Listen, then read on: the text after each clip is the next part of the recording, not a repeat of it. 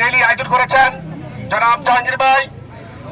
আজকে এখানে এসে দেশ নায়ক তারেক রহমানের 31 দফা বাস্তবায়নের লক্ষ্যে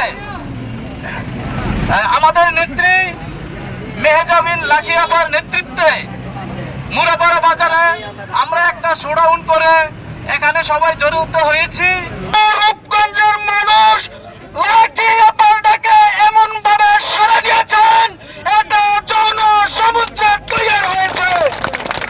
লাখি আপার ডাকে যেইভাবে আপনারা সাড়া দিয়েছেন, আগামীতে যদি আমাদের নেত্রী আপনাদের সেবা করতে পারে তাহলে সব ধরনের সুযোগ সুবিধা দেওয়া হবে। তারেক রহমান সাহেবের 31 দফা দাবি উপলক্ষে আমি আজ ছোট্ট একটা র্যালি আয়োজন করেছি। জনসমুদ্রে দাঁড়িয়েছি, আলহামদুলিল্লাহ সবাই এসেছেন, তার জন্য ধন্যবাদ। অনেক কষ্ট করেছেন এত রোদ্রের মধ্যে, আপনাদেরকে অনেক অনেক অনেক ধন্যবাদ, আন্তরিকভাবে ধন্যবাদ। আমি আপনাদের পাশে আছি, ইনশাল্লাহ থাকবো।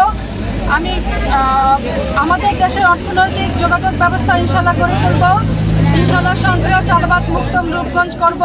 আমি কিছু কিছু জায়গায় শুনেছি, কিছু কিছু জায়গায় শুনেছি নারীদের মুখে যে তারা ওখানে নিরাপদ নয়। ইনশাল্লাহ সেই মা বোনদের নিরাপত্তার দায়িত্ব আমার। ইনশাল্লাহ আপনারা আমার পাশে থাকবেন, মা বোনরা আমিও আপনাদের পাশে থাকবো। আমি রূপগঞ্জ সবার পাশে থাকতে চাই, ইনশাল্লাহ আমার জন্য দোয়া করবেন।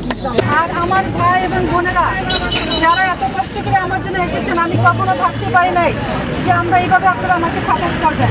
আলহামদুলিল্লাহ আমার কাছে অশেষ অশেষ রহমত যে আপনারা সবাই আমার জন্য এসেছেন, আমার জন্য অনেক কষ্ট করেছেন। আর আমি আরেকটা কথা বলতে চাই, আমি এখানে কারো প্রতিদ্বন্দ্বী হয়ে আসি নাই, আমি এসেছি আপনাদের সেবা করার জন্য, আমি জনগণের সেবা করার জন্য। আমি কারো প্রতিদ্বন্দ্বী হতে চাই না, আমি এখনো নই, আমি আগামীতে হতে চাই না। আমি আসছি জনগণের সেবা করার জন্য। আশা করি আমরা একই দলের মানুষ, আমরা বাংলাদেশ জাতীয়তাবাদী দলের মানুষ, আমরা সবাই একসাথে কাজ করতে চাই। দৈনিক আজকের বাংলা .net